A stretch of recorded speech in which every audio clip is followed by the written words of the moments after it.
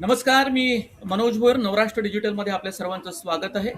बांगलादेशमध्ये तारिक रहमान यांच्या नेतृत्वाखाली नवं सरकार प्रस्थापित होण्याची शक्यता आहे. भारताचे पंतप्रधान नरेंद्र मोदी यांनी तारिक रहमान यांचं आतापासूनच अभिनंदन केलं आणि बहुआयामी संबंध दोन्ही देशांमधले सुदृढ करण्यासाठी मैत्रीचा हातही पुढे केलेला आहे. भारताची चिंता बेसिकली एका गोष्टीसाठी आहे की ईशान्य भारतातील सुरक्षेबाबतचा एक महत्वाचा मुद्दा कायम ऐरणीवर राहिला आहे.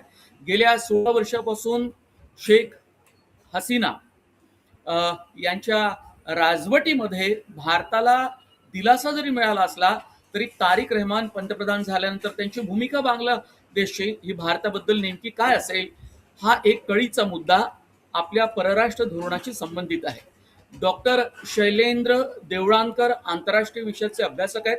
मी खूप स्वागत करतो तुमचं नवराष्ट्र डिजिटलवर. आता सर्व काही होऊन जाईल, पण मुळात एका देशाला शेजारी राष्ट्राची मुळात चिंता असते की त्यांच्यासोबत आपले परराष्ट्र धोरण कसे असेल.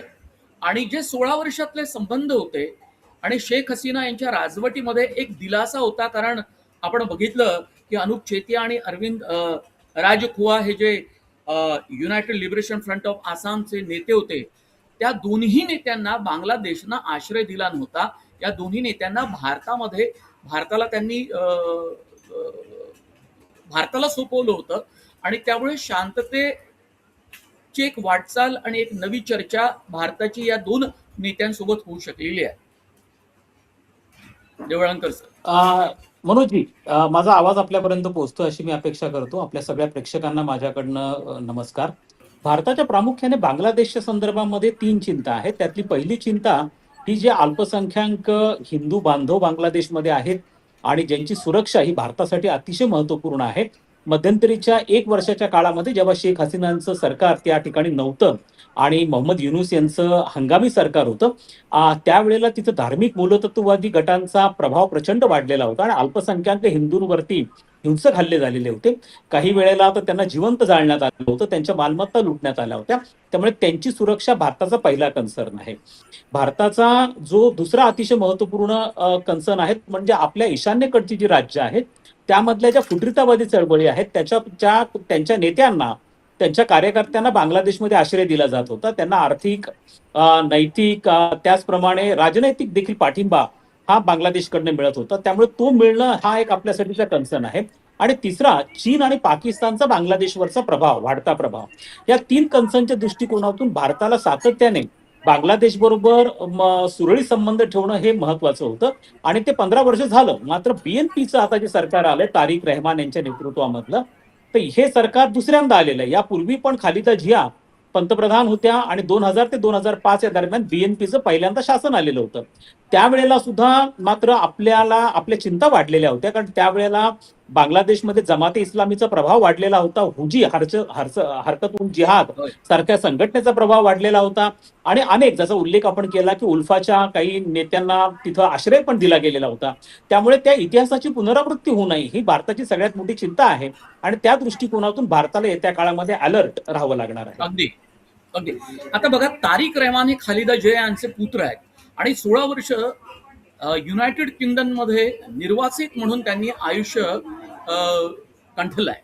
आता मुळात मुद्दा असा आहे की आपल्या आजारी आईला भेटण्यासाठी, ज्यांचं अलीकडेच निधन झालं आणि त्यानंतरच बरोबर या बांगलादेश नॅशनलिस्ट पार्टीचं नेतृत्व त्यांच्या हातामध्ये आलं आणि त्यांच्या पक्षानं किंवा कार्यकर्त्यांनी, तिथल्या जनतेनं त्यांना स्वीकारलं. आता या तारिक रहमान यांच्यावर सुद्धा भ्रष्टाचाराचे आणि गुन्हेगारी स्वरूपाचे अनेक आरोप होते. त्यातनं काही मोठ्या आरोपातून त्यांची मुक्ती झाली. हे अचानक बांगलादेशमध्ये त्यांचं नेतृत्व उदयाला येणं आणि साधारणतः 300 जागांमधून 157 जागा जिंकणं, हे नेमकं कसं घडलं आणि याला कुठली पार्श्वभूमी आहे? याला प्रामुख्याने पार्श्वभूमी अशी आहे की आवामी लीग जो तिथला केंद्रीय पक्ष होता, ज्याच्याकडे प्रचंड सपोर्ट होता आणि मागच्या 3ही सार्वत्रिक निवडणुकांमध्ये आवामी लीगला बहुमत मिळालं होतं. मात्र या सार्वत्रिक निवडणुकांमध्ये आवामी लीगवरती बहिष्कार टाकण्यात आलेला होता. त्यांना निवडणूक लढवण्यापासून बंदी घालण्यात आलेली होती आणि त्यामुळे एक प्रकारची पोकळी निर्माण झाली होती. दुसरा असा आहे की तिथं जमाती इस्लामी जो पक्ष आहे, संघटना आहे ऍक्च्युली ती, पण तिला यापूर्वी अनेकदा इलेक्शन लढवण्यापासून बंदी घालण्यात आलेली होती. त्यामुळे पक्ष म्हणून त्यांना फारशी मान्यता नव्हती. तिसरा जो नॅशनल सिटीझन पार्टी म्हणून आहे, तो अगदी नव्याने 1 वर्षापूर्वी अस्तित्वात आलेला प्रश्न होता, पक्ष होता. त्यामुळे आवामी लीगला काउंटर करू शकेल असा बीएनपी हा दुसराच एकमेव पक्ष आहे. आपल्याला हे विसरून जाणणार, जमाती इस्लामीचं सातत्याने समर्थन बीएनपीला राहिलेलं आहे. जमाती इस्लामीवरती निवडणूक लढवण्यासाठी बहिष्कार किंवा बंदी असल्यामुळे ते बीएनपीला समर्थन देत होते. त्यामुळे बीएनपीला पुन्हा एकदा रिज्युव्हनेट करणं हे गरजेचं होतं आणि ते नेतृत्व तारिक रहमानच्या रूपाने प्राप्त झालं. ते 17 वर्ष लंडनमध्ये होते आणि ते परत आले आणि ते आल्यानंतर त्याचा उल्लेख आपण केला की त्यांनी ढाकामध्ये एक मोठं गॅदरिंगला ऍड्रेस केलं, तेव्हा त्यांनी बांगलादेशच्या इकॉनॉमिक रिकन्स्ट्रक्शनवरती भर दिला. त्यामुळे एक बांगलादेशला थोडा वेस्टर्न सोसायटीकडनं ऍक्सेप्टेड फेस हा आपण म्हणू शकतो, कारण आज बांगलादेशला युरोपियन देशांकडनं लिस्ट डेव्हलप इकॉनॉमी म्हणून प्रचंड कन्सेशन मिळतात आणि त्यामुळे त्यांना ऍक्सेप्ट असणारा एक फेस, अमेरिकेला ऍक्सेप्ट असणारा फेस म्हणून तारिक रहमान यांच्याकडे पाहिलं जातं आणि त्यामुळे त्यांच्या रूपाने एक स्थिर सरकार त्या ठिकाणी आलंय असं आपल्याला म्हणता येऊ शकतं. 2024 मध्ये जी आंदोलनं बांगलादेशमध्ये झाली त्यावेळी भारताविरोधातला एक संताप सुद्धा तिथल्या जनतेमध्ये आपल्याला स्पष्टपणे दिसला. आणि हेच एक कारण होतं का की भारताने यापूर्वी म्हणजे 3 निवडणुकांपासून कुठलीही हस्तक्षेप बांगलादेशच्या निवडणुकीमध्ये केलेला नव्हता. पण या निवडणुकीमध्ये सुद्धा त्यांनी या बांगलादेशच्या निवडणुकांपासून स्वतःला दूर ठेवलेलं आहे. ती भारताने या बाबतीमध्ये खूप काळजी घेतलेली आहे.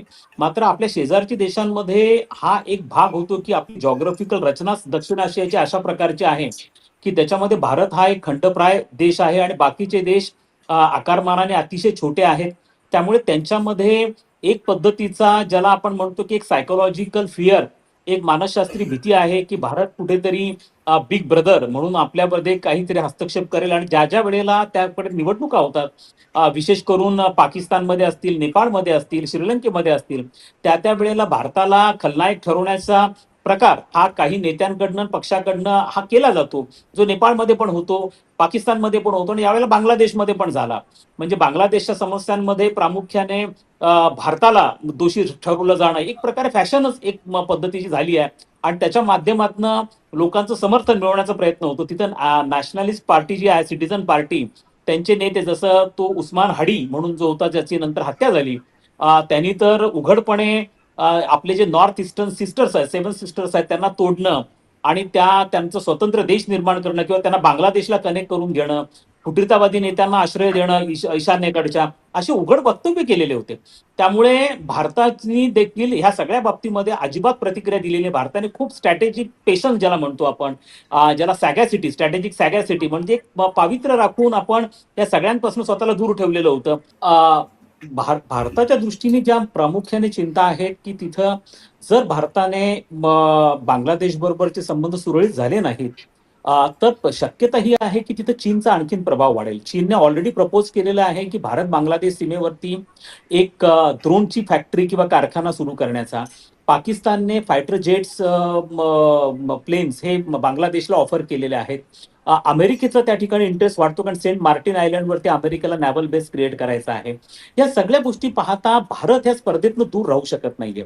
कारण जर भारताने तारिक रहमान यांच्या सरकारबरोबर जुळवून घेतलं नाही तर कदाचित असं होण्याची शक्यता आपण नाकारता येत नाही की तिथे चीनचा प्रभाव आणखीन वाढू शकतो. हे आपल्याला महत्वाचं आहे की भारताची बांगलादेश बरोबर 4000 किलोमीटरची सीमारेषा, आणि इतिहास जर आपण पाहिला तर ज्या ज्या वेळेला बांगलादेशमध्ये डिस्टर्बन्सेस होते तेव्हा निर्वासितांचे प्रचंड लोंढे भारतामध्ये पण येत होते आणि कुठेतरी भारताची अंतर्गत सुरक्षा ही बांगलादेशच्या अंतर्गत सुरक्षेशी ऑर्गॅनिकली लिंक्ड आहे. त्यामुळे भारताचा कन्सर्न असा आहे की बांगलादेशमध्ये स्टेबल गव्हर्नमेंट राहावं आणि ते पण कोणाच्याही बाह्य शक्तींच्या प्रभावाशिवाय राहावं, आणि त्या दृष्टिकोनातून भारत नक्की प्रयत्न करेल. दुसरा मुद्दा असा आहे की बांगलादेशला जर पुन्हा एकदा आपलं इकॉनॉमिक रिकन्स्ट्रक्शन करायचं असेल, कारण बांगलादेश हा एक फास्टेस्ट ग्रोईंग एशियन इकॉनॉमी म्हणून बांगलादेशचा नावलौकिक होता. इस्लामिक देशांमध्ये अतिशय फॉरवर्ड लुकिंग अशा स्वरूपाचा हा देश होता. दुसरा मुद्दा याच्यामधला असा होता की बांगलादेशचे जे एक्सपोर्ट आहे तो प्रचंड होता. विशेष करून गार्मेंट्स अपारेलच्या बाबतीमधला एक्सपोर्ट मोठा होता युरोपियन देशांना, अमेरिकेला पण. आणि हे सगळं मध्यंतरीच्या 1 वर्षाच्या काळामध्ये याच्यावरती नकारात्मक आणि विपरीत परिणाम झालेले होते अस्थिरतेचे. आणि त्यामुळे बांगलादेशला पण जर हे सगळं पुन्हा सुरू करायचं असेल तर भारताच्या मदतीशिवाय त्यांनाही पर्याय नाहीये. त्यामुळे येत्या काळामध्ये तारिक रहमान पण राजकीय मुद्दे बाजूला ठेवून भारताबरोबर सहकार्याचं धोरण घेतील अशा प्रकारची अपेक्षा आहे. अर्थात, कारण बांगलादेशमध्ये जो अनागोंदी कारभार होता सगळा या गेल्या काही काळामध्ये, आणि मोहम्मद युनूस यांनी सूत्र हंगामी पंतप्रधान म्हणून स्वीकारली होती, आणि तेव्हा सुद्धा भारतासोबत काही फारसे काही संबंध नव्हते. पण शेख हसीना ही पारंपरिक आपली एक सहकारी, त्यांचा पक्ष कायम राहिलेला आहे, अवामी लीग, ज्याचा उल्लेख आपण केलेला आहे. टेक्स्टाईल इम्पोर्टमध्ये बांगलादेश खूप मोठा देश आहे, आणि टेक्स्टाईल इम्पोर्ट आणि मग अमेरिकेचं धोरण सुद्धा या संदर्भातलं अत्यंत महत्वाचं आहे. नाही, आता हे अमेरिकेचं लक्षात सुद्धा घेणं लक्ष गरजेचं आहे असेल. की याच्यामध्ये त्याचा उल्लेख आपण केला की बांगलादेश हा म्हणजे गार्मेंट्समध्ये, बेसिकली अपॅरल्समध्ये, टेक्स्टाईलमध्ये हा खूप मोठा एक्सपोर्टर आहे. आज युरोपच्या मोठ्या मॉल्समध्ये तुम्हाला बांगलादेशमधनं बनलेले कपडे दिसतील. त्यांच्याकडनं बनलेल्या बेडशीट्स, पिलो कव्हर्स, कर्टन्स मोठ्या प्रमाणात दिसून येतात. त्याचं कारण असं आहे की युरोपियन महासंघाने बांगलादेशला लिस्ट डेव्हलप इकॉनॉमी म्हणून कन्सेशन दिलेत आणि त्यांना 0% टेरिफ आहे. म्हणजे आज बांगलादेश जो एक्सपोर्ट युरोपियन देशांना करतो त्याच्यावरती 0% टेरिफ आहे. त्यामुळे बांगलादेशी प्रॉडक्ट्स हे तुलनात्मक दृष्ट्या भारताच्या तुलनेत तिथं फार स्वस्त आहेत. आता युरोपियन महासंघाबरोबर आपला मुक्त व्यापार करार झालेला आहे आणि त्यामुळे आपल्याला त्याचा ऍडव्हान्टेज घेता येईल. अमेरिकेच्या बाबतीमध्ये अमेरिकेने स्पष्ट केलंय की जर कॉटन यार्न असेल किंवा त्यासाठी लागणारं रॉ मटेरियल आहे टेक्स्टाईलसाठी लागणारं, हे जर बांगलादेश अमेरिकेकडनं घेत असेल तर त्यांच्या देखील टेक्स्टाईलच्या एक्सपोर्टवरती 0% टेरिफ अमेरिका लावणार आहे. पण हे लक्षात घेणं गरजेचं आहे की बांगलादेशला अमेरिकेकडनं रॉ मटेरियल घेणं परवडणार आहे का? कारण अंतराच्या दृष्टिकोनातून भारत हा नेबरिंग कंट्री आहे. त्यामुळे ट्रॅव्हल कॉस्ट आहे, इन्शुरन्स कॉस्ट आहे. तर हे प्रत्येक वेळेला बांगलादेशला परवडेल की नाही त्या गोष्टी येत्या काळामध्ये स्पष्ट होतील. परंतु ते तात्काळ बांगलादेशने त्यांच्याकडनं घेतल्यामुळे मोठा परिणाम भारतावरती होईल असंही सांगता येत नाही. कारण याच्यामध्ये अनेक गोष्टी, इन्शुरन्स पासून, फ्लाईट पासून, दुसरं टाइम महत्वाचा आहे. कारण तो सगळा रॉ मटेरियल बांगलादेशपर्यंत पोहोचायला कित्येक दिवस लागू शकतात. तो भारताच्या बाबतीमध्ये नाही आहे. म्हणजे तुम्ही आज ऑर्डर प्लेस केली की उद्या तुम्हाला भारताकडनं रॉ मटेरियल मिळू शकतं. हे त्याच्या बाबतीत घडणार नाही. त्यामुळे मला असं वाटतं की येत्या काळामध्ये बांगलादेश हा आपला कॉम्पिटिटर आहे, परंतु कॉटनच्या बाबतीमध्ये, विशेष करून रॉ मटेरियल टेक्स्टाईलच्या बाबतीमध्ये बांगलादेशला भारतावरती डिपेंड राहावंच लागणार आहे.